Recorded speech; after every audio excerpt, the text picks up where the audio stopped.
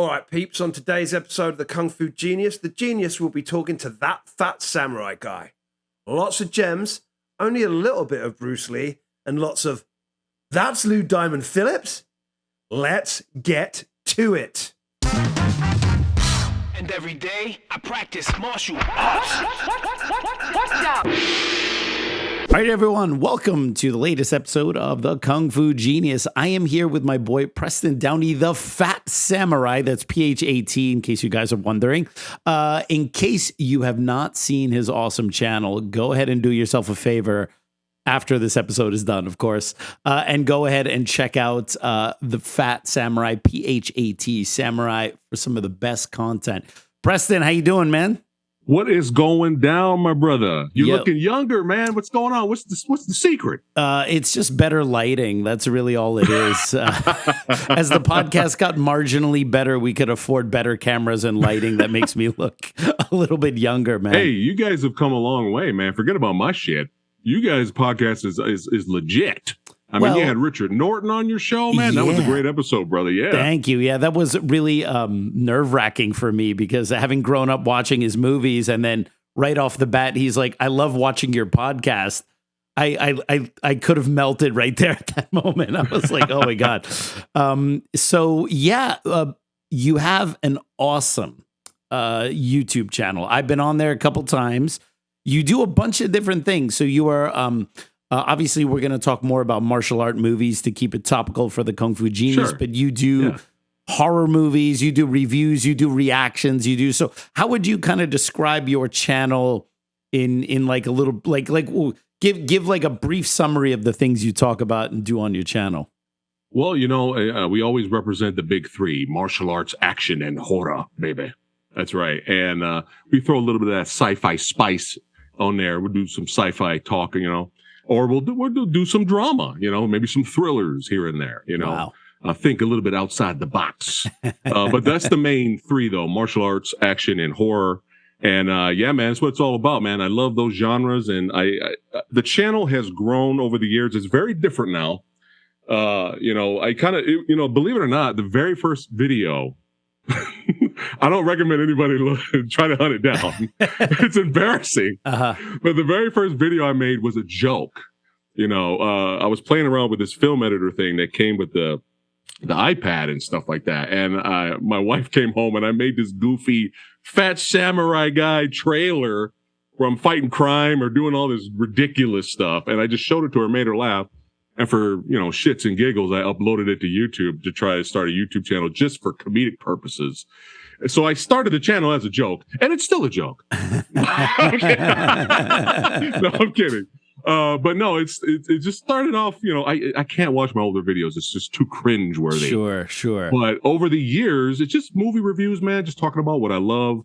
But now it has grown into supporting independent cinema and supporting filmmakers. And the podcast has grown as well, getting all these guests on here. People are reaching out to me now, which is very flattering and very humbling. Yeah. That people want to be on the show. Right. And we still do movie reviews. Reaction videos are the most popular videos that we have, but we're not a reaction channel. Got it. I'll do a trailer reaction or something for fun or something I'm interested in, but it's not like we just, I'm not going to upload videos of me reacting to the KFG podcast and I'm just sitting here for 2 hours, not reacting and getting paid off of it. That's not what I do. Right. I work hard, very hard. I'm sure you guys know, especially your editor, Andrew. Shout out to Andrew. Yeah, that's the right. editor. Andrew makes us look good. Yeah, editing is no joke. Yeah. It's no joke. But it's become, ever since I started going live more, it's just a different energy. Yes. It's fun making videos the old school way, but there's something about being live. Unfortunately, internet glitches and StreamYard glitches, Sure, and podcast glitches happen still. They add to the excitement. I got the fastest goddamn internet speed, there's still no guarantee you're going to have some issues. But it's been a blast. I've had my ups and downs with the channel, with YouTube, and dealing and fighting copyright claims and stuff like that. But it's all worth it, man. It's all worth it because I got to meet you. I got to meet Rick Myers, and man, it's just just plateaued. Right. And now doors have opened, opportunities have come a knocking. And, I'm very grateful for the following we have. I still consider myself a very extremely small YouTuber, but I feel big, not just because I got the gut, but I feel that we have grown. Right. We have grown, and still grinding, baby. Awesome. Yeah, and I got to get to know you through Rick Myers, our mutual friend. Yes. Which is also weird for me because I grew up reading his book, and then like for him to be like in my friend circle is totally crazy. We did. He invited me. He introduced me to be on one of your shows, which is called Versus. Yes. And that is a live show that you do on YouTube where you have a panel of so-called experts. And if I'm on there, it's a so-called expert. The other guys are more credentialed than me. And we take two movies, right? Two similar genre or something like that, and then decide, head to head, which one is better. I did a couple of those. I remember, I think we did a Bruce Lee one. I forget if it was... It was we did Way of the Dragon versus Fist of Fury. Yes, that was fantastic. One. That was a really good one. Yeah. I was on another one, which was my dream one. It was like Bloodsport versus Kickboxer or something, right? Yeah. And my internet crapped out. And I couldn't be. I was like in it for the first 5 minutes, and then I'm gone, right? And I was like, so we definitely have to do one of those on our own. It's a great show. Are you still doing Versus? I've been a little off for a bit. We have over 50 episodes of Versus right now. Wow. And I had to take a long break because burnout is a thing. Yeah, sure. Because I have so many series. It's not just Versus. I have the Movie Dojo podcast that comes first, right? But then there's like, is it really that bad series? Is it really that good? Is it underrated? We have so many different series, our favorite movies, which I want to do with you. And we can break down some Bloodsport action. I want to do audio commentary with you. Oh, I would love to do that. Oh, that would be amazing. That would be amazing. Let's do it. Yes, Let's make it happen. Yes. But yeah, it's just like Versus. I had to take a break. Sure. Because I was doing it once a week. And it's a lot of editing. It's a lot of scheduling. It's a lot of, creating the intros. And, I got burnt out. So I had to take a break from it. But it's come back. Awesome. This year, baby. Yeah, strong. We started off strong this year. What? John Wick Chapter 4 versus the Raid 2 Electric Boogaloo. Wow. Hey, you want to find out who won that episode? You guys have to check it out and watch. And then after that, we did The Beekeeper. Actually, let's have Michael say this. The Beekeeper versus the Transporter. Say that, Michael. Okay. Yeah, The Beekeeper versus the Transporter. Epic. See, occasionally I do enunciate my T's. That's right. Yeah. We just have him here just to class up the joint. That's what I'm saying. We have to invite you, he's in Michael. A tuxedo off camera right now. We got to get Mikey D on the show to bring some class to Versus. Absolutely. Yeah.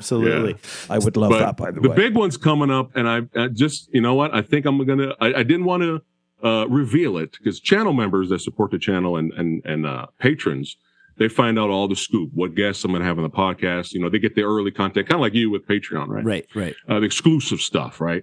I'm going to drop it right now. Okay. It's okay. This episode, we bank episodes, so it may come out after it comes out anyway. It's all right. I'm going to still reveal it now. Okay. Because I'm excited to be here. It's an honor to be here. So I'm going to reveal it now. And this is going to blow your mind, Alex. Okay. So the next Versus episode, it is March now. Thursday at the 21st at 5 p.m. Pacific time, we got two big ones. Okay. And this has been bouncing around in my head for a while now. I was like, man, I love Eastern Condors. Oh, yes. I love, because me and you, Sammo Hung, we both met Sammo Hung in real life. That's right. That's right. So Eastern Condors, I was like, I love that movie. I think that's Frank Jang. Shout out to the commentary beast, Frank Jang. That's right. I was like, we gotta have, what can go against Eastern Condors? What could go against Eastern Condors? And I couldn't think for some reason. A couple of months went by and I hit up Rick, shout out to, Kung Fu Santa. I said, Rick, what's a good one to go up against Eastern Condors? And guess what he dropped? What? We're doing Eastern Condors versus John Woo's Bullet in the Head. Oh, wow. Similar. Like they're both, I think, related to the Vietnam, right? Correct. Yeah, It's been a while yeah. since I said bullet in the head. Bullet in the head's a hard one to get a hold of, man. It's I this has been the topic that I've been ranting and bitching about recently to so many other filmmakers, and it's driving me insane. Yeah. I don't understand why John Woo's best work, the stuff that, when he was in his prime, for some reason, no domestic Blu-ray release. Right. It's crazy. For The Killer, for Hard Boiled, for Once a Thief, for Better Tomorrow 1 and 2. Right. Why? Yeah. For A Bullet in the Head. It baffles me. And you could get some third-party stuff. Yeah, right. And you may find some good quality stuff in other countries, but I'm talking about a domestic release. Right. Arrow, like Criterion, 88 Films, Eureka. Yeah. This should be available everywhere. Yeah, especially because he's John Woo. I mean, he's like a famous dude. He's not obscure or anything like that. Yeah. Yeah. Yeah, you have his 2 early Kung Fu movies. They got the Blu-ray treatment, right? I like Hand of Death, and you did that one with Jackie Chan, and then what was the other one? Hand of the Hurrah for Chivalry or something like that, right? Yeah, Last Hurrah for Chivalry, right? And I enjoy those. Right. But I don't understand. I almost thought he was like, is John Woo blacklisted to some studios? Like, what is going on? They didn't like the ending of Mission Impossible 2, maybe. I even asked Frank Jang, because, Frank Jang's in the loop. I was like, what's going on with A Bullet in the Head? Why is this so hard? You can't even find this on DVD. Right. And he says that the studio that owns it is just like, no, we don't want to put money into remastering it because they think they're not going to make money. Well, so they're just holding it into a vault forever. Unbelievable. Yeah, and it's just it's crippling. Like I just don't understand. And I thought because of him returning to action with last year's Silent Night, I thought, buzz building. And I thought all these other labels, Blu-ray labels, would start milking that shit. Wow. And be like, oh, we got to milk John Woo's return. Let's release all his classics. Nope. Wow. That just shows how out of the film loop. Like, I used to be way more of a film geek than I am now. I saw Silent Night. I didn't realize John Woo had directed it. Now it makes so much more sense. I'm like, oh, right. And I'm surprised I didn't even see his name like in the credits. I just must be like spacing. Wow. Yeah. Incredible. Yeah. So hopefully one day, somebody remasters it and we get a John Woo box set or something. Cause it just doesn't make any sense. Yeah. Like you could buy Paycheck with Ben Affleck on Blu-ray, but you can buy Wind Talkers with Nicolas Cage, but you can't buy The Killer and Hard Boiled. I'm talking about official domestic releases where everyone can get it. That's what I'm talking about right now. It's funny you brought up those 2 examples because years before I became the Kung Fu Genius, I used to work for BMW Motorcycles, and both Ben Affleck and Nick Cage were my customers here in Manhattan.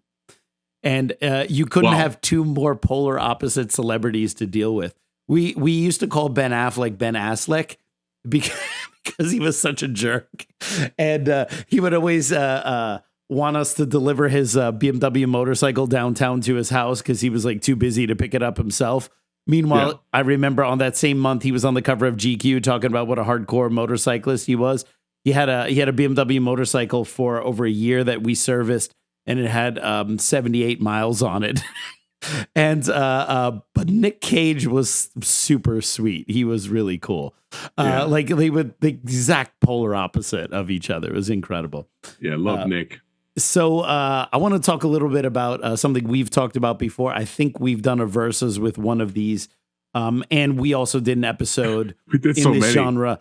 I've forgotten a lot of episodes because we did so many. That's a good sign. Also, the fact that you find your old stuff cringe is a sign that you are developing as an artist, sir. My old stuff also cringes me out, not because I'm a better artist now, but just because I really didn't know what I was doing back then. So IP Man, let's talk about the Ip Man movies, or as I call them, the Ip Men movies. Yes. Well, first, let's talk about the Donnie Yen franchise. Yes. The most famous of all of them. So I like the first one. I think the first one is hard hitting. The first one had soul, had grit. Still the best. People love the second one. Like, people go apeshit about it, saying it's the best one. The second one was the one that really made me start to hate those movies. But that's also because I'm a Wing Chun nerd. I know a lot about the subject matter. Give me any story about Wong Fei Hung, no matter how far away from the truth it is in terms of his real life. I don't care as long as it's good. Stray from the truth in an IP Man movie, and I'm like, this thing sucks. What do you what are your general impressions of the Donnie Yen IP Man franchise as they started to go on? The first one blew me away. I know Rick hates the black belt fight, Ip Man versus the 10 black belt fights in the first movie. He hates it because it's too brutal for him. Donnie, no, he hates it because he's like, this is Donnie Yen again trying to be like Bruce Lee. So he doesn't like that. It's an interesting criticism. So right. But that blew me away. That's like my favorite fight in the movie. Yes, better than the end finale fight. I think so too. If I'm honest. Yeah. Blew me away. It's still a classic. It's interesting because I was just recently talking about Donnie Yen, comparing him to, don't laugh too much, comparing him to Charles Bronson. Oh. And what I mean by that is Donnie Yen, in my opinion, and let me know what you think too. Donnie Yen, in my opinion, phenomenal legend, but he didn't really get big until later in his career. Yes. And that's how I compare him to Charles Bronson. Charles Bronson was in so many classics, right? He was co-starring in The Magnificent Seven, The Great Escape, all this stuff, classic movies. Right. But it wasn't until Death Wish, when I believe he was in his 50s, man. Yeah. Where he became a big star. There's if you watch the movie Hero, or at least if you have the old DVD, there's an interview on there. And you have him sitting next to Jet Li. And that was what, 2000? This is the early 2000s. Early 2000s, right? Yeah. In that interview, he's talking to Jet Li, and he's basically kind of joking like, this guy's good to go, but this guy over here, I still got to work, man. he's like, this guy's set, but I still got to work. I still got to grind. That was in early 2000s. Yeah. Ip Man came out in 2008. That's right. Changed everything. Think about that. Yeah. Right? Think about that. But Ip Man, the first one, classic, blew me away. It's top 3, maybe top 5 Donnie Yen movies. When I watched the second one, unfortunately, my expectations were way too high. Yes. So even though I enjoyed the fights, I enjoyed him fighting the old masters on top of the table. It was fun. Right. There's a lot of wire work there, but it was supposed to be throwback, homage to old school. Sammo Hung went up there. That was insane. Yeah. That fight was nuts. It's entertaining. I enjoyed it, but all I saw was Rocky IV. Yeah. I just saw Rocky IV. It's still entertaining. It's an entertaining movie. Yes. You still got some good fights, but the first one's still better in my opinion, Right. So. No, absolutely. By the way, I'm still blown away by your Charles Bronson comparison. So I'm just it's totally true about Donnie really not hitting his stride until Ip Man, and then he did shortly before that he made a couple movies that started to raise the temperature, like SPL and stuff like that. Yeah. And then came Ip Man, and everyone lost their minds. I think it was really a perfect vehicle for him. But it's interesting because he did a lot of movies. He was a co-star in many great films, but it didn't quite hit the mark until the Ip Man movies. And now I'm just thinking about an even slightly older Donnie Yen in his version of Death Wish 4, where he's just killing random punks in New York City in a relatively consequence-free environment. This needs to happen. Let's make Death this movie. Yeah, not to get too off topic, but Death Wish 4, if you have not seen Death Wish 4, and for anyone out there, do yourself a favor. It's fun. Batshit crazy and awesome. Yeah. Oh, yeah. I think Death Wish 3 beats it in terms of cranking it up to 11. And batshit craziness. I mean, literally, the bad guy has him dead to rights. Sorry, spoilers. It's okay. He has him dead to rights. And then out of nowhere, Charles Bronson... Kersey grabs a bazooka behind the couch out of nowhere, and it blows up the guy at the end. It's great. It is just, you like that kind of stuff. The chef's kiss, absolutely. But well said, because what you said about Donnie, because Iron Monkey, this is going to blow you guys' mind. Iron Monkey bombed. Yeah, absolutely. And that's just like, what? That's like the classic, So many Hong Kong films that we love actually did very poorly in Hong Kong. Story of Ricky nearly destroyed Fan Siu Wong's career, where he really didn't do anything of note until he was the bad guy in Ip Man. But they thought that movie was too violent. And like a lot of these movies that we love. Yeah, incredible. I have a funny Ip Man. I mean, not Ip Man. Ricky story of Ricky. Yes. We found this small little, video store that had all these movies.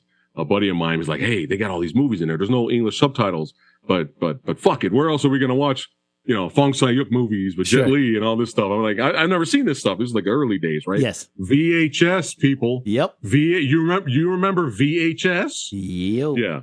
So I was walking around in the store. I didn't see anything of merit. I was like, we kind of rented a lot of the cool stuff. And we're like, all right, let's go. He walks out first. I'm walking out like this. At the corner of my eye, I see something way at the bottom shelf. And I was like, what the hell is that? I was like, hold on a second. I reach all the way down. I grab it. I pick it up. And on the cover, it's a guy who looks like Liu Kang from Mortal Kombat punching through a giant wall and leaving this giant hole through the wall. And that was it. Yeah. That was it. I didn't even know the movie was called Story of Ricky. Yes. And we were like, all right, we have to rent this. Took it home, threw it in the VCR. We watched it. And at first we were like, oh man, we made a mistake because it's slow in the beginning. We're like, oh, it's some prison movie. Right. And we're like, oh, we made a mistake. Right when he's taking a shower and the big sumo guy walks in, and he runs at him. And then Ricky's like, all right, fuck this dude. Does a punch and punches through the guy. Like intestines fly out, everything flies out. And then he lands. And then we were like losing our mind. We're like, oh my God, you see that?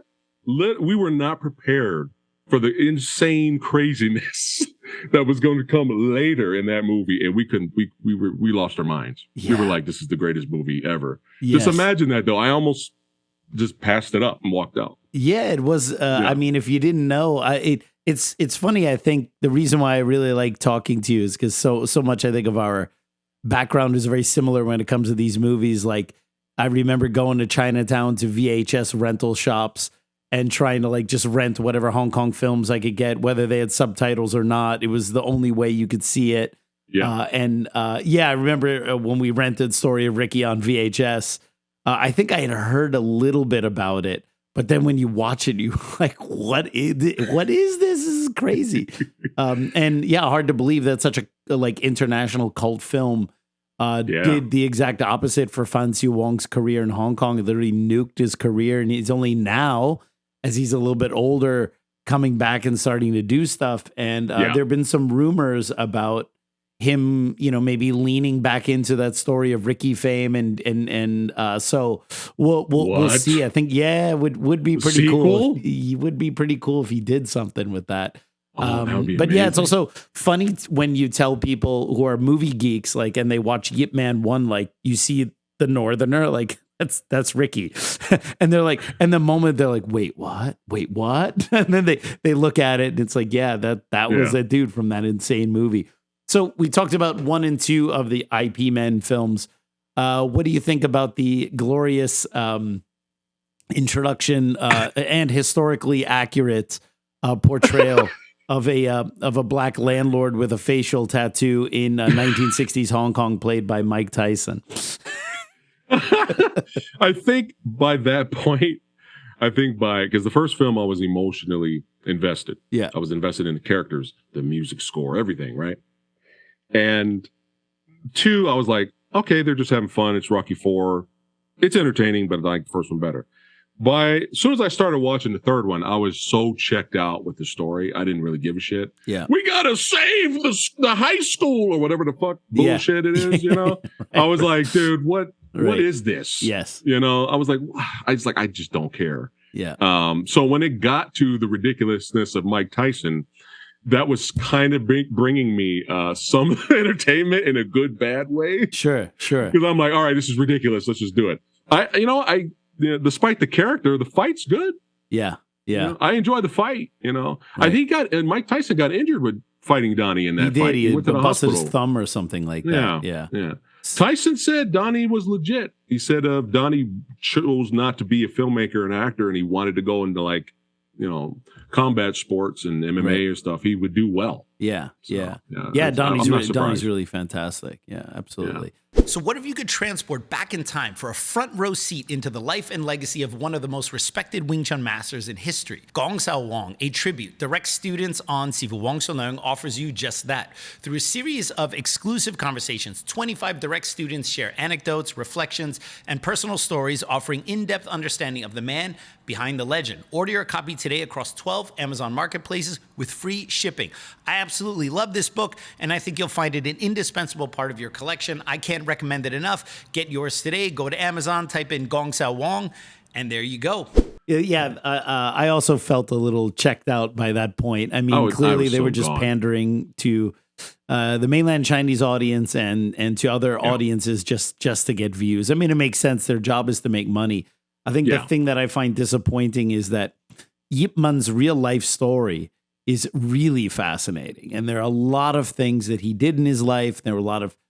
He had faced a lot of adversity. There was so many things that happened that would make great movies. And they just ignore this huge corpus of stories, real life stories that they can, of course, embellish and turn into great movies. But it's like they just ignored all of that and just made shit up. And it's unfortunate because there's so much really great source material that they could go from with the real life story that they didn't need to constantly go there. Did you see Yip Man for Yip in America? It has become the Yip war instead of the MCU. the Yip CU. The Yip CU. Really quick before we go into 4, the only really standout thing in 3 was Max's character, Max Zhang's character. Yeah, that was interesting because he wasn't really a bad guy, right? And he did want to show his style. Yes, was better. Yeah, so that was interesting. He was just misunderstood, like Thanos. Slightly misunderstood. That's the only real highlight of Ip Man 3. Was Simon Cook. Shout out to Simon Cook. He had a good fight with in the elevator. He was the Muay Thai that's guy. Right. The close range elevator fight. Yeah, that was good. Good. No, I agree. I actually thought, looking at it from a martial artist's perspective, someone who teaches Wing Chun, I thought Max Zhang's Wing Chun was more authentic than Donnie Yen's Wing Chun. Everyone said that. Yeah. Everyone was saying that. It was just like, dude, wow, that's pretty. He's the real deal. Yeah, he was actually more, I suppose, faithful to the kind of more classic way of doing that style. Yeah. I was a little, did you see the spin-off, The Master Z? I did. And I'm actually going to be reviewing that tomorrow. Oh, no kidding. Yeah. Well, that'll be out by the time this episode comes out. So you don't have to worry about giving anything away. Okay. I thought that movie had a lot of potential because I like that character. I don't understand the weird choice of not letting him do any Wing Chun until the final fight scene because I guess because Yip Man had beaten him up, so he lost faith in his Wing Chun. So he has to beat everyone up with generic martial arts until he finally has to fight Dave Bautista and remember that he was a Wing Chun guy or something like that. I thought it was a bit of a weird choice. Although it's Go ahead. It is better than some of the other Yip Man movies. Oh, for sure, absolutely. But yes, was not expecting the Anthony Wong Yip Man movie to be pretty fun, a lot of fun. Yeah, I enjoyed. What was that one? Is that the Final Master? It's called Yip Man: The Final Fight. Final fight. Yes. I actually talked to the producer of the first Yip Man movie and of the Yip Man Final Fight, Sin Guat Lam. And he asked me, he said, which is your favorite? This was many, many years ago when I met him. And he said, which is your favorite of all the Yip Man movies? And I said, Yip Man, The Final Fight. And he said, that's my favorite one too. Great. Because of all of them, even though obviously the story doesn't, take some creative license, it was the most faithful to Yip Man's actual story, including him having to deal with some of the drug addiction and things like that. The things that the other movies didn't even want to go near, it went for it. The fact that he had a young girlfriend that the students didn't really like, that is a true story. In fact, my good friend, the late Sifu Chan Chi Man, he was a original early period student of Yip Man from the 1950s. In fact, Chun Sifu started Wing Chun before Bruce Lee. And he unfortunately passed away about 2 years ago. Every time I went to Hong Kong, I would go see him. And he would regale me with these amazing stories of a young Bruce Lee and Yip Man in those days and the challenge fights. And I asked him once, I said, was it true that your Sifu had a girlfriend that the other people didn't like? And he said, yeah. He says, we actually all really hated her. And they said that a number of Yip Man students banded together and wrote a letter to Yip Man saying, we don't think this woman is good for you. Like, because she comes from kind of a lower, it's a very caste system in Hong Kong. And, you know, she's kind of like from a low class. She's younger. She's a little uncouth. She uses a lot of profanity, and Yip Man is like a very scholarly Sifu or whatever, who apparently likes young girls and or younger women. I mean, she was in her, I guess, her late 20s, so she's not like the youngest woman in the world. But she, they didn't like her, and they wrote a letter to say, basically, you got to get rid of her or we're going to quit. Wow. And if you think about, like, in a very traditional Chinese Kung Fu school, the last thing you do is tell your Sifu anything about their private life and expect to keep learning. But they so hated her that they actually went out on a limb to write a letter like, Yip Sifu, we really hate this woman, and we're going to leave if you keep staying with her. And then I said, but didn't he stay with her? And he was like, yeah. And I go, did you guys keep training? And they were like, yeah. So they ultimately, even though there was an ultimatum they weren't willing to stand behind, they still were more than happy to continue training with the old man, despite the fact that they hated her guts. So, yeah, Yip Man, the final fight was really, really fantastic. Anthony Wong's such a great actor. I think he also did a pretty good job with the fight scenes. And yeah, that one was really dope. I think that needs to be the next, maybe upcoming, is it underrated? Oh, review. yeah, absolutely. Maybe me and you could do that in the future. Oh, we can totally do that. Yeah. We did talk about a Yip Man movie on your show. And perhaps this is the reason why I have not reappeared on your show in probably the almost 2 years since, because you made me watch that movie. what was it called? It was like Yip Man, the young legend is. That's so crazy. We reviewed it and I can't remember the title. Yeah, it was like so. It was starring it was a young Yip Man story. It was The Awakening, wasn't it? Yeah, The Awakening. Yeah. The Awakening. The Awakening. And it was a young Yip Man story. Right. And it was played by the same actor who was in Jet Li's films when he was much younger. He was in My Father the Hero and A New Legend of Shaolin. He was like kind of a young ass kicker. And now he's a grown man playing a young Yip Man, Mandarin speaking Yip Man. And that movie was just a flaming heap of dog shit. And I remember you're like, oh, we got to watch this and review it. So I watched it. I paid for it. Oh, damn. And then I'm sorry. No. But what I have to say, the saving grace is that episode we did on it was so funny. You like, I think I think you and I could do really good commentary. You are so funny when it comes to this stuff. You had me in stitches because you had like the clips ready to go, and which is why you are definitely one of the hardest guys working in YouTube, because anytime we do verses, you have all the clips ready to go and like the funny stuff, and you're able to like put them in right in the right moment in the episode. You do it so brilliantly. You had me like, I just remember, despite the fact that film was so horrific, I remember having such a good time doing that episode with you. And if people have not seen it, go to the Phat Samurai channel on YouTube. This video is like the Yip Man, The Awakening or whatever. Just look for it. Yeah. I just remember the thing eventually devolved into you and I making Archie Bunker references at the end and laughing. And like, it's so great. It's really great. You said something about the villain. I forget. Yeah. I think I was making fun of the dubbing funny. It was so like funny. That, right? Yeah. However, yes. I'm glad you're bringing this up, because believe it or not, the one after that one that I watched makes Yip Man, The Awakening look like the first Yip Man. What? And that's called Young Yip Man. Oh my. And it's about a young Yip Man in high school. Yeah. Wow. And it's pretty painful. It's another mainland Chinese attempt at telling his story.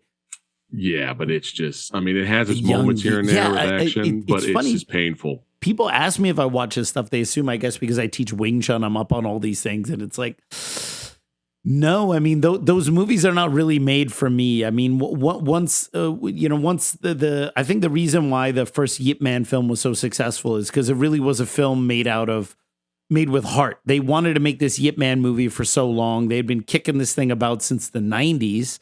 Originally, it was going to be Donnie Yen and Stephen Chow back in the 90s. And they were arguing, that they had not yet decided who was going to be Ip Man, who was going to be Bruce Lee at that time, but it was going to be Donnie Yen and Stephen Chow. And then that thing got kicked to the side, and then Wong Kar-wai was going to do it in the early 2000s. He ended up shelving it and didn't do it until much later. And then finally Donnie and Sammo said, hey, let's do this. And it was made with heart.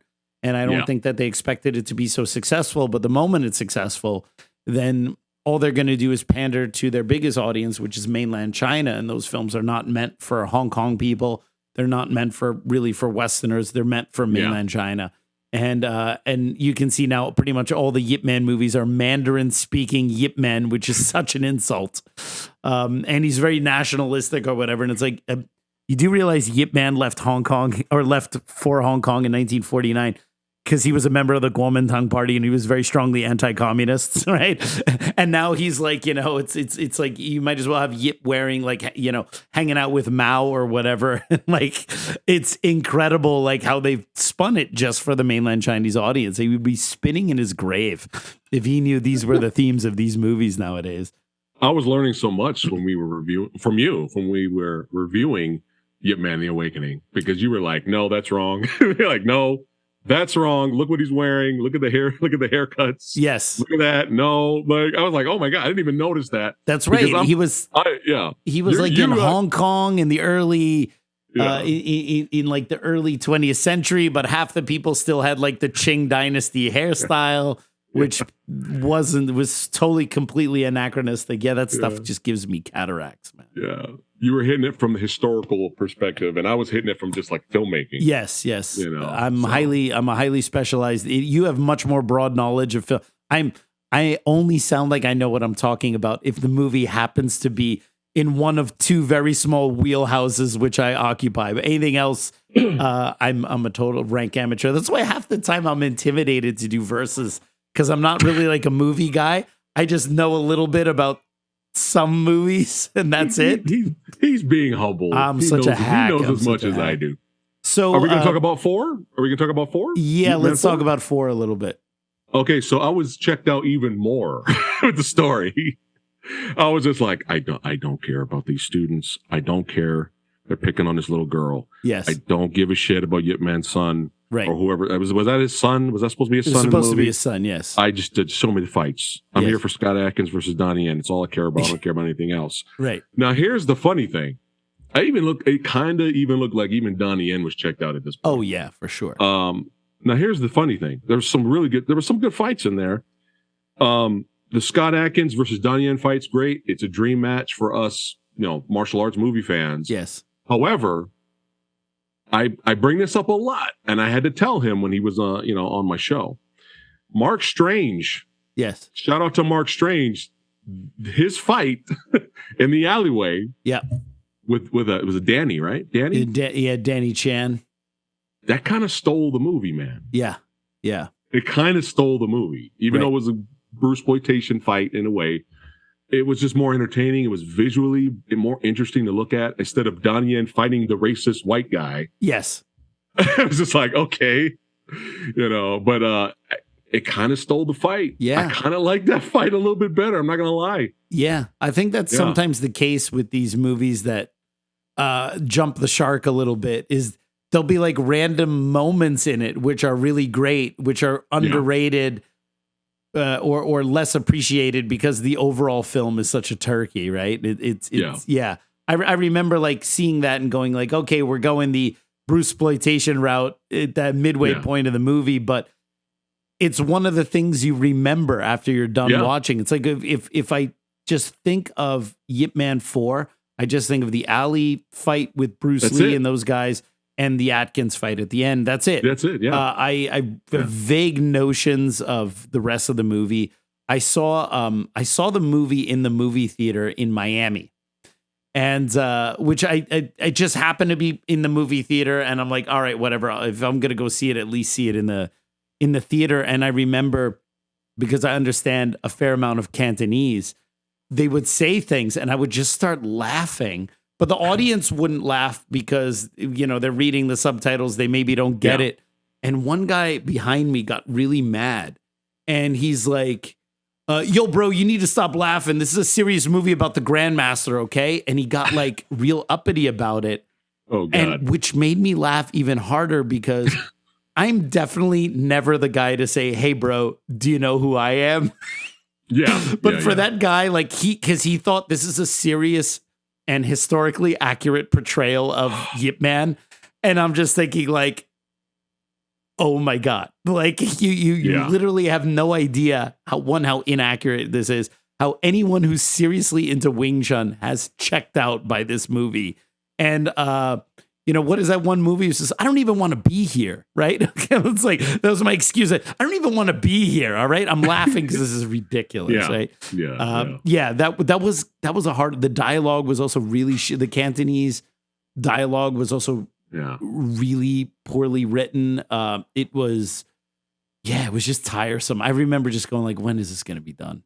Well, it's not going to be done because Ip Man 5 is right around the corner. Yeah, I was never sure how serious that was. They made a poster about it. Yeah. And so, spoiler, Donnie Yen's Ip Man, for those who haven't seen part 4, how am I going to put this? He may or may not be in a position to continue fighting after the 4th movie. All right. I'll put it to you that way. And so then it makes you wonder, like, so what's 5 going to be about? That poster that they made, I don't know if you had a chance to look at it. I didn't study it. No, but I just kind of. It was a wooden dummy surrounded by other wooden dummies, which seemingly have been felled to the ground. So it was like a wooden dummy surrounded by a bunch of wooden dummies on the floor, as if that wooden dummy had just beaten the shit out of all the other wooden dummies. It was like Bruce Lee standing there after he's kicked the crap out of all the guys in the dojo, or Donnie Yen there after he beat the 10 black belts, except it wasn't a human, it was a wooden dummy. So unless this film is about, you know what's interesting? This could be a great crossover genre type film for you.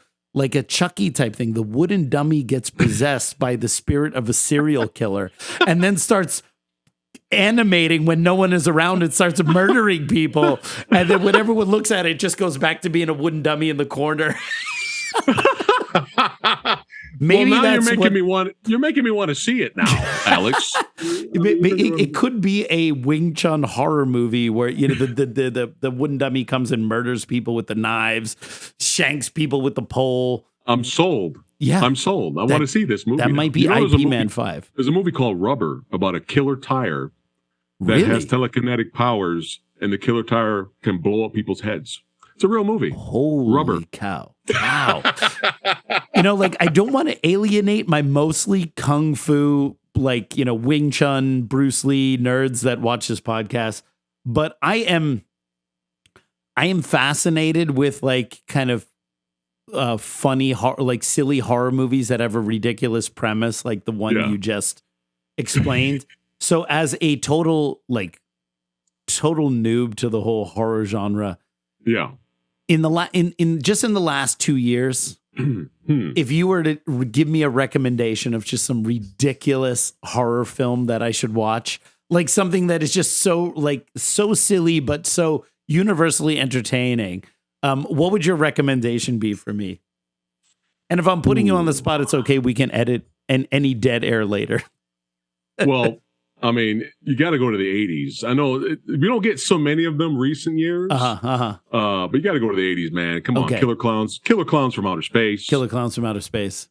Have you ever seen that? No, I mean, when it comes to horror movies from the 80s, and I've seen the Friday the 13th. I've seen Nightmare on Elm Street. I've seen Child's Play. I've seen the stuff you would expect someone who's not totally into it to see. But I haven't I haven't gone into that geek.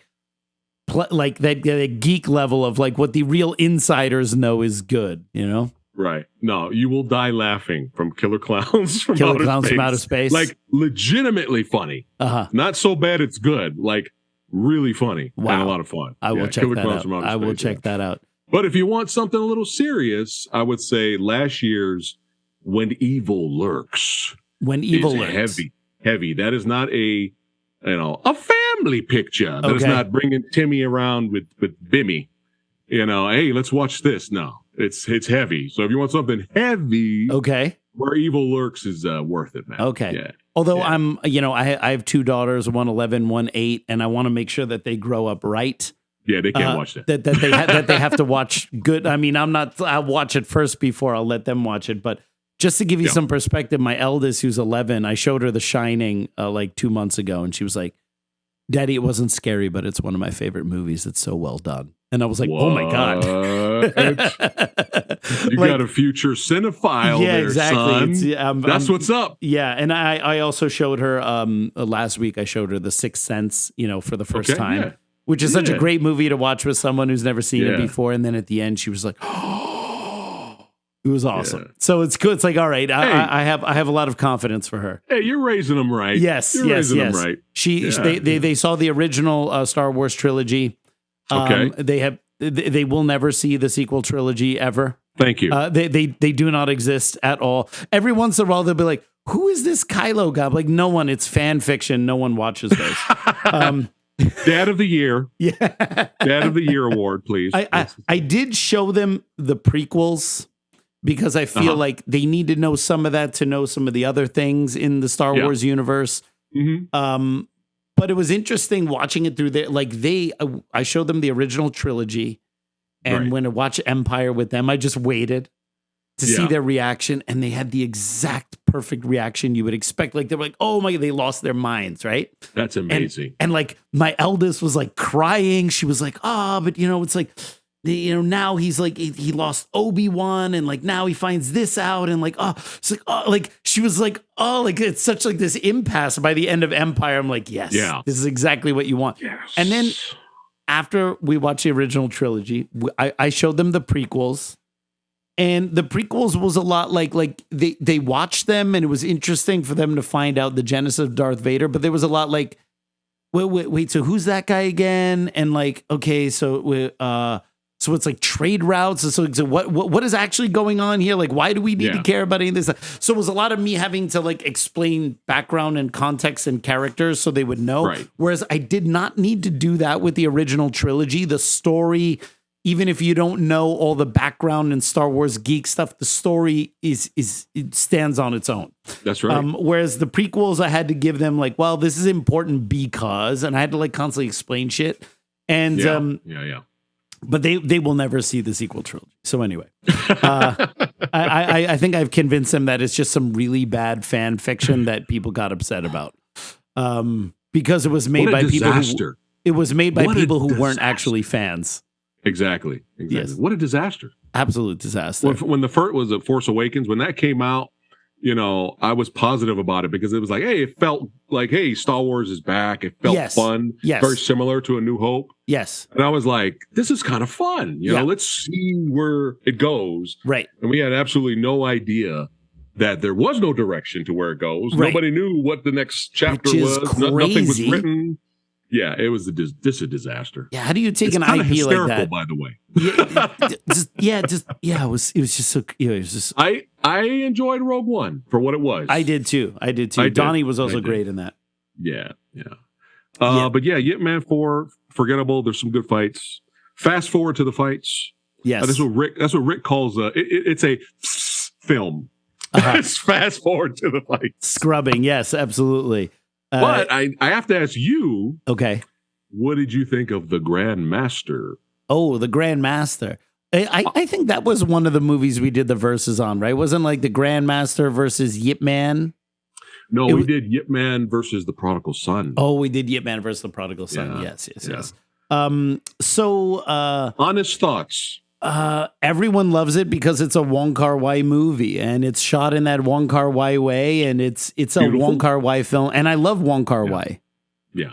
I didn't love the Grandmaster because And I totally understand why people would love that movie. It's beautifully shot. It's the way it's kung fu done with a Wong Kar-wai spin.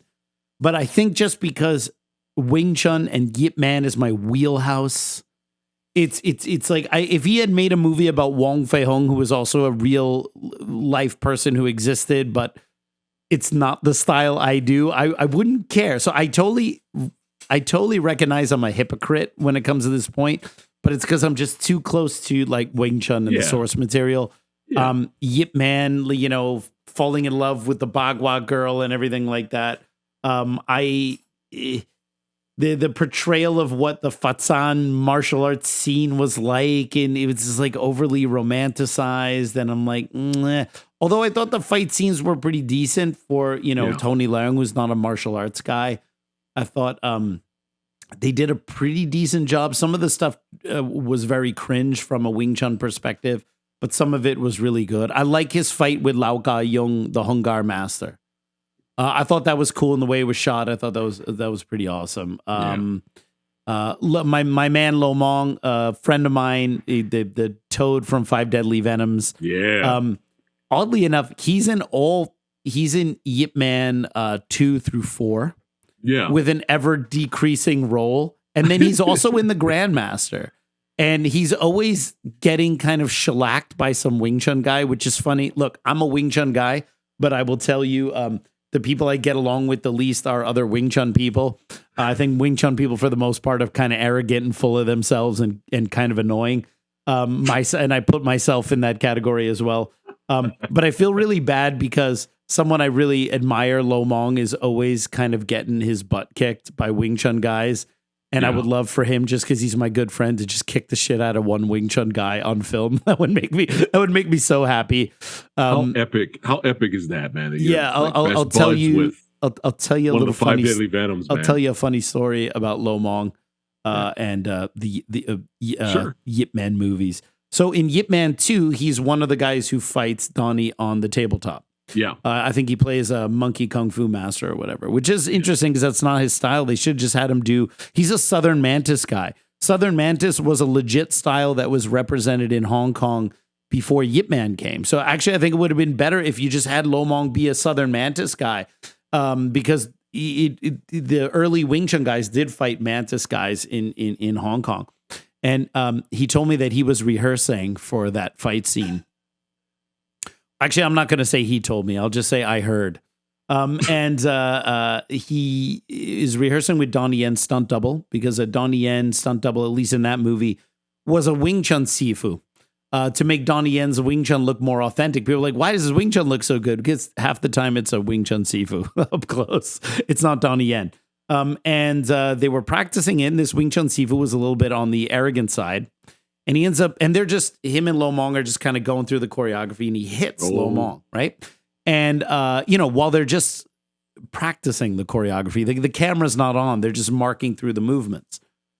And Lo Mong, is very senior in the Hong Kong film world, and this stunt guy, Sifu guy, is very low ranking in the Hong Kong stunt world. And Lo Mong tells him, like, you need to chill out a little bit with that, right? Uh-huh. And they continue. And the guy hits Lo Mong again.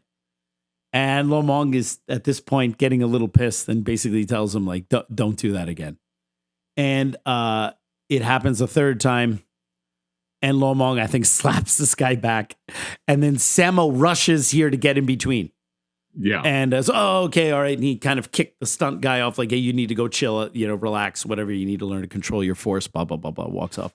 And when he walks off, Sammo goes, Wing Chun guys. If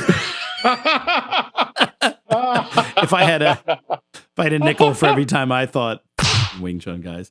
So I thought that was a great story. He fucked around and found out. That's so awesome. I was went to Dragon Fest a couple of years back, and I ran into Lu Fang.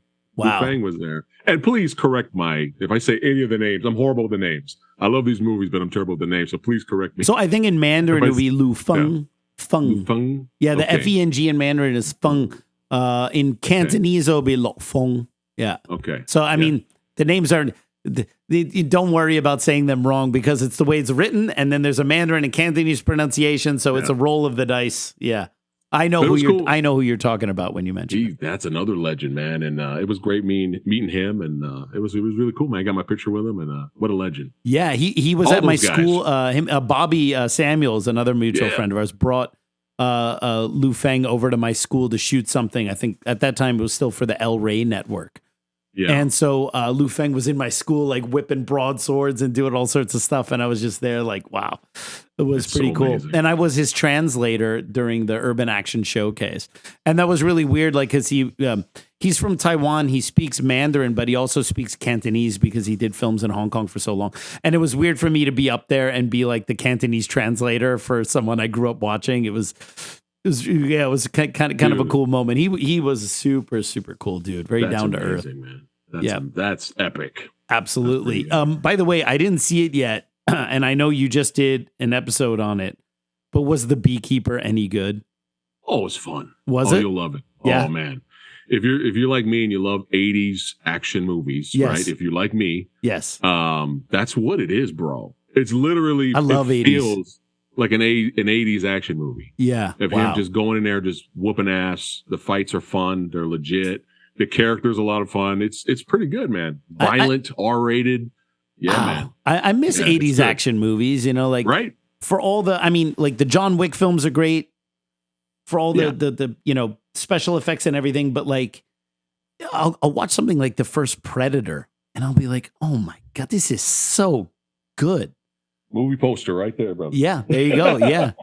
Or eat like any of the original Arnold stuff, or you watch like I was watching Rambo First Blood Part 2. And I was like, my God, this is so good. It's so good. And it's like, why can't they just make simple action movies like this anymore? Did you see, you must have seen Sisu, right? Oh, yeah. Yeah. I thought I that was enjoyed great. Sisu. And I thought that was a little bit of a callback to like those older films. Simple story, simple premise, and just bloody as shit. Yeah. Yeah. That's kind of what The Beekeeper is a little bit. Awesome. I'm definitely going to check that out. Yeah. It's fun. You'll enjoy that for sure. So I want to move over into another topic. Sure. Bruce Lee. This guy. We've managed to avoid talking about Bruce Lee. This is the longest a KFG episode has gone on without invoking the name of the great one. You just lost all your audience. Yeah, I know. This podcast episode's going to be, you're only going to get like 5 views now. Yeah, so Andrew, when you edit this, put this Bruce Lee shit at the beginning of the episode. you can put all the horror film wooden dummy takes a little bit later. The Killer Tire. Yeah. So Bruce really made 4 films, if not counting Game of Death as a completed film. So what of his 4 films, Big Boss, Fist of Fury, Way of the Dragon, and Enter the Dragon, which one of those is your favorite? I love them all. Game of Death is on the list of so bad it's good for me. And I get entertainment out of it because it's hilarious. But there's you get to see Bruce throw down at the end. Yes. But seeing the extra footage that's been released recently is like mind blowing. Yeah, the log and everything. Yeah. But it's always going to be Fist of Fury, bro. AKA Chinese Connection for me. Yes. Way of the Dragon. Come on, dude. The Coliseum fight. Yes. With him and versus Chuck, ripping off the hair, Yeah. just the Chuck Norris hair. Bruce Lee, there's a movie out there, guys, where Bruce Lee rips off of the piece of hair of Chuck Norris's chest hair. Yes. All right?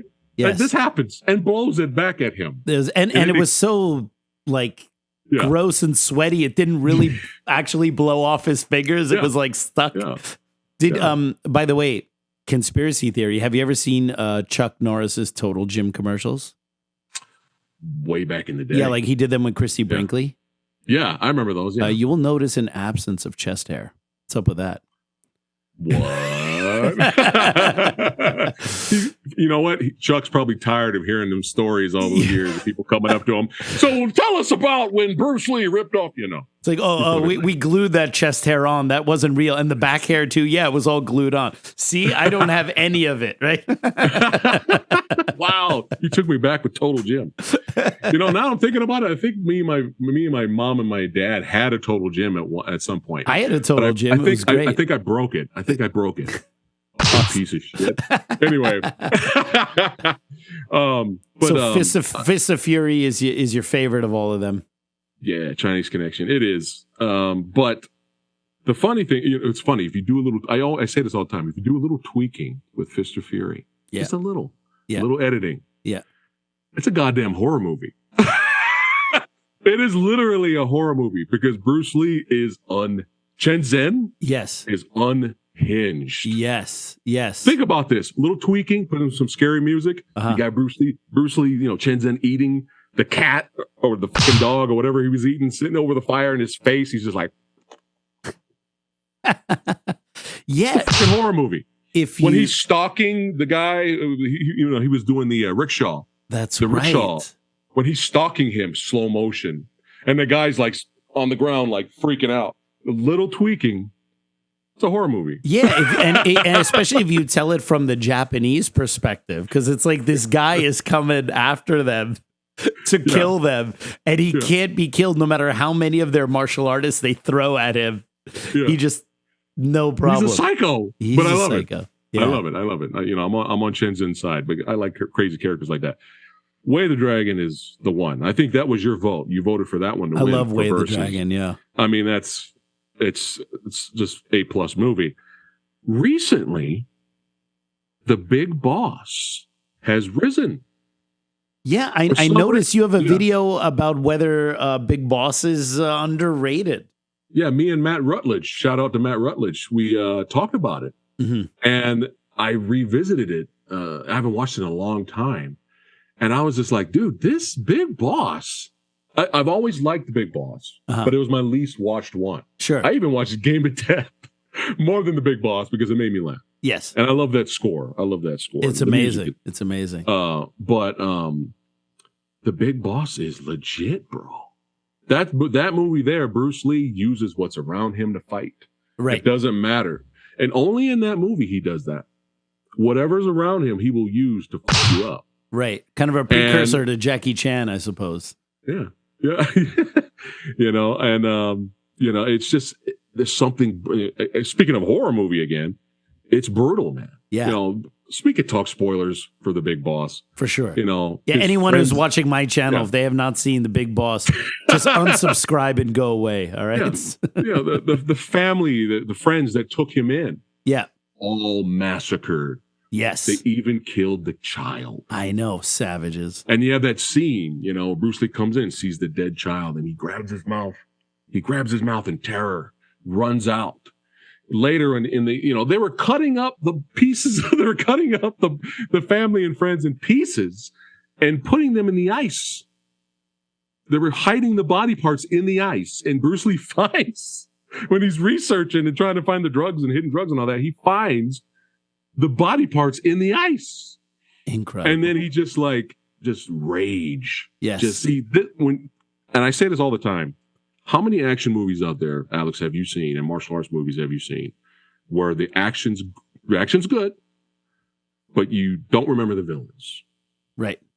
Right? You're like, who was the villain? What was going on? You just didn't care. Yeah. Introducing great villains, memorable villains you love to hate. It just elevates your movie. It elevates your action movie. It elevates your martial arts movie.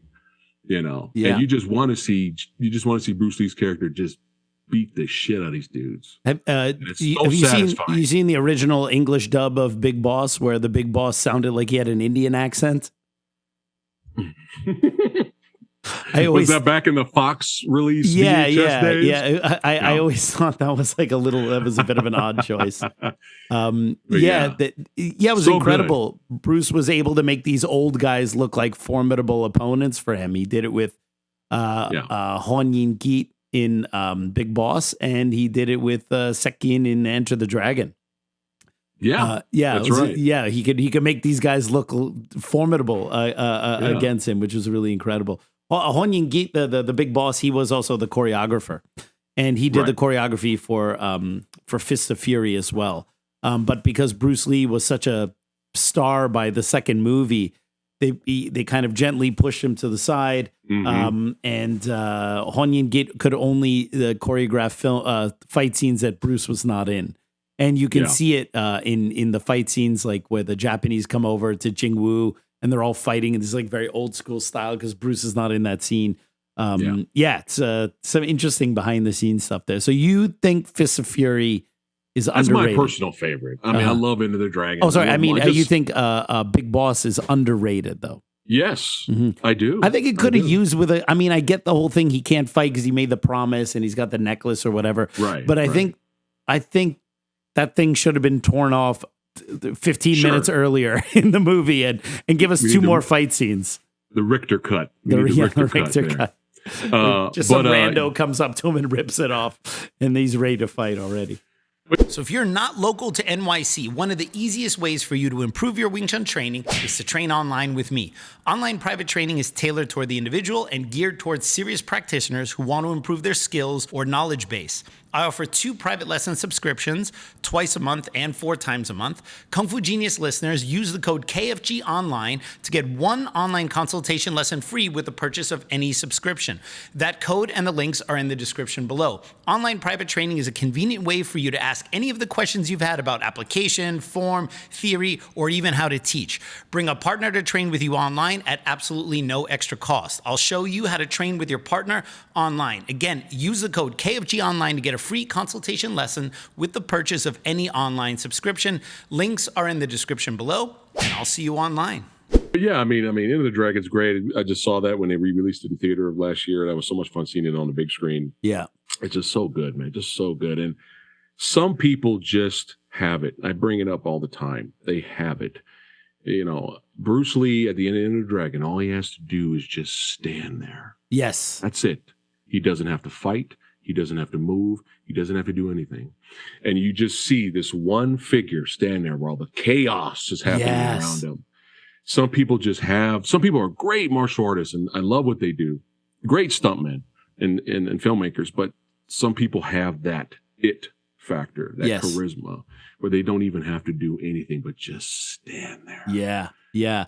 I know what you mean. It's he's about to face off with Han. Everyone is fighting out there in the courtyards, and there's this one scene where he's just standing and he's looking at Han, and everything is going crazy behind it. Yeah, you're absolutely right. How many people could do that scene in a believable way where you go, wow. Yeah. Your audience will love this little quick little story here. I had the great Marco Zaror on my channel, and we were doing reactions to some fight scenes, and he loves old school kung fu. Fist of the Condor is great. That's like his homage to kung fu, but a Chile version of he's like, because they don't have kung fu over there in Chile, right. So he kind of did his own style, and it's Fist of the Condor is a lot of fun. But we're watching all these fights, and one of my favorite fights of all time might be my favorite traditional kung fu movie of all time, 8 Diagram Pole Fighter. Oh yes, with the great Gordon Liu. Yes, I showed him the staff fight, right, and that's one of my favorite fights. And he was like in awe, just like, this is just, how do these guys move like this? The timing, everything. But he said he appreciates what they do. They're great at what they do. They're legends. But to him, everyone has their own taste, right? Uh-huh. To him, it looked like a performance. Uh-huh. Then we went to the end fight with the suspenders guy.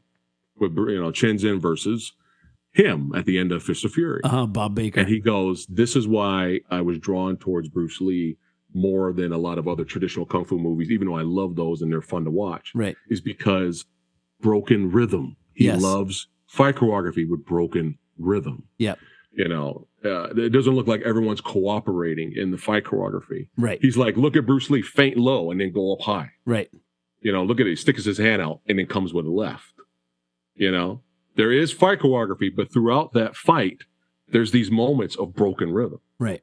And he's just, he was just like he was fanboying while watching that fight. He was like, you see what he did there? He's like, he did a low kick and then he came up high like that, right? Yeah. He's like, that's what I love, man. Broken rhythm, And he talked, and then, later when I had him on the show, we were talking John Wick 4. He was talking about that with his fight with Keanu Reeves.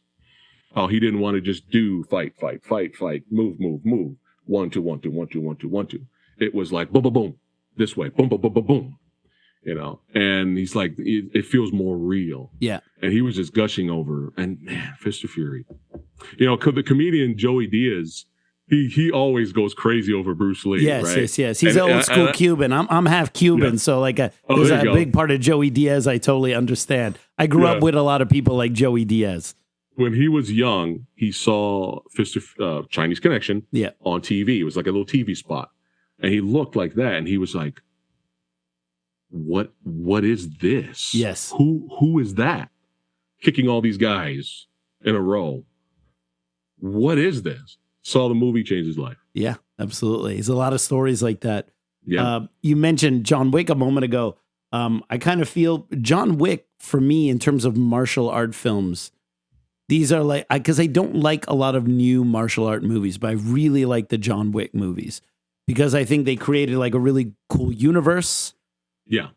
Also, he always gets the shit kicked out of him. So he's not like some undefeatable kind of super over like OP, superhero. It's really, really good. I think I think those are some of the best action movies that have come out in the last decade. So what's your take on those? Do you have a favorite one of the four? As of right now, because I was fanboying, I was going crazy with Donnie Yen and Scott Adkins and Henry Sonata. I was and Marco Zaror. Yeah. I was going crazy. So as of right now, John Wick 4 is my favorite. Yeah. We'll see what happens when I rewatch these movies, maybe like next year. They may change. I may go back to the first one or the second one. We'll see. But I'll tell you this, though. When the first John Wick came out, the trailers didn't do anything for me. They did nothing. I was like, they show Keanu Reeves do the, I'm back, right? He does that line in there, right? And I was just like, I like Keanu, and Speed's awesome, and the first Matrix movie's great, and I'm glad he's back. We went to the theater out of boredom. Me and my buddy were like, let's go see this John Wick movie. Had no idea the type of tactical action and movement blew us away. We were like, what is this? Yeah. What is this? This movement, this type of fight choreography, this tactical action that everyone does now, by the way. Right. And it's just, we were blown away. We couldn't believe it. And of course, it became a sleeper hit later. And why is it early? What did you mention earlier? The first Ip Man. And I was going to jump off of this. Why is it the best ones are the one and dones? Yeah. Right? Ip Man was supposed to be a one and done. Right. The Matrix, that was supposed to be a one and done. John Wick 2, that's supposed to be one and done. They didn't know it was going to blow up. Right. And look what happened. Yeah. Crazy. Yeah. Before we get out of here, I want to do a bit of a lightning round on some of your favorite films from various actors. And also just to see if you're also a fan of some of the movies I grew up watching. So, in terms of Jackie Chan, what are give me your top 3 favorite Jackie Chan films? Drunken Master, top 3. Drunken Master 2, Police Story, Project A. The original Drunken Master, of course. I have to have that on there. Yeah. Oh, one more, just 5. Well, 3. Yeah, 3. I mean, I'd say for 3 is good, but yeah, if you have 5, absolutely. There you go. No, those are probably exactly my same there as well. Interesting. I love the first Drunken Master, and Project A is still such a watchable movie. All right, top 3 Sammo Hung. Ooh, it's hard because Warriors. I was gonna say Warriors 2, but you said top 3. Yeah, now it's tough. Damn. Eastern Condors, Petty Cab Driver, and Magnificent Butcher. Yeah, fantastic. Got to do it. I can't cheat with Prodigal Son because he was just a side character. That's it. Yeah, although he directed it, but he's not the main guy. Yeah. Okay. Were you a fan of The Last Dragon growing up? Oh yeah, man. Bruce Leroy, come on, man. I got a Show Enough shirt. Speaking of Last Dragon, yes, Urban Action Showcase is actually showing it at Times Square this year. Oh, incredible! They've done that a few years in a row. Time Mock usually shows up to those events, and that's one of those movies where cheese is the charm. Yep, cheese is a charm. Yeah. Also a one and done. Yeah. I love that film, and being in New York, It's when you like, got the glow. No, sorry. you got the grow.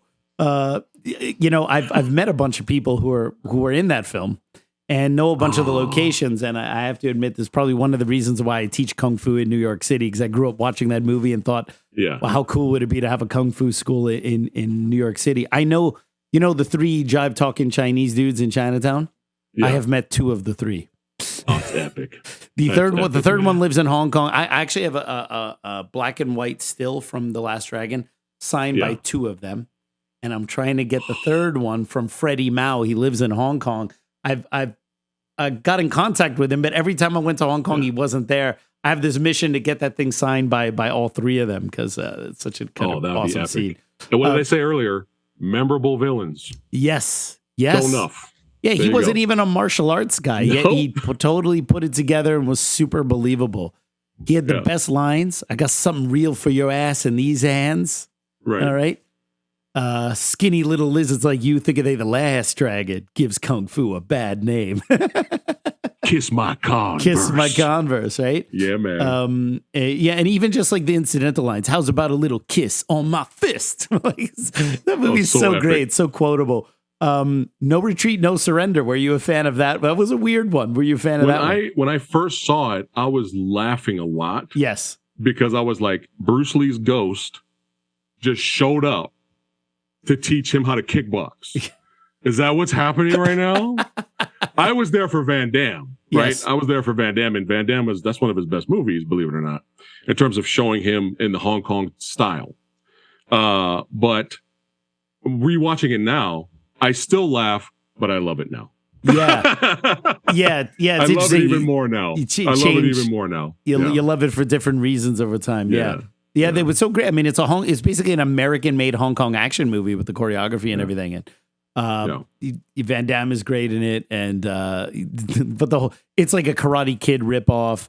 It like rips off so many things that were big at that time. It's pretty funny. So much fun though. Awesome. Hey, before we get out of here, right. if people want to follow you, social media, your YouTube channel, let people know how they can get a hold of you. That Fat Samurai Guy, Phat, fat baby. That's right. Hey, Instagram, X, Facebook, all that good stuff. YouTube, please subscribe. We talk about all kinds of awesome stuff. Yes. Action, martial arts, and horror, baby. And this guy right here, this legend. All right, you can subscribe to the KFG, the master. You subscribe to the master. Mikey D, you quiet, man. Come on, brother. Yeah. Shout out to. Thank you very much. I appreciate it. I think he had a rough night. He was dozing off most of the time. He's sitting there with the headphones on. He's like this. It's a good sign this episode is going to kick ass. I'll wait for him to chime in and all that stuff. Yeah, Please subscribe. Hey, it was a huge honor, brother.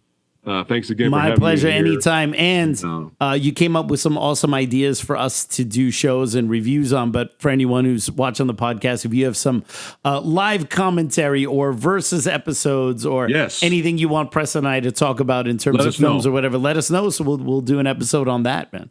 All right. Cool. Really quick before you end it. Yes. One quick story because I know it's going to make your audience laugh. All right. Crouching Tiger, Hidden Dragon, big hit. Yes. All of a sudden, Dimension Films is like, we got to milk this. Let's re-release Iron Monkey in theater. Right? Yes. They re-released Iron Monkey in theater, a movie that came out in 1993. Right. I'm in the theater watching it, even though I've seen it a billion times. 5 brothers behind me. As soon as Donnie Yen came on screen, this is what they said. This is real story. Okay. Hey, man. Ain't that Lou Diamond Phillips? Hey, man, I ain't seen that fool since Young Guns.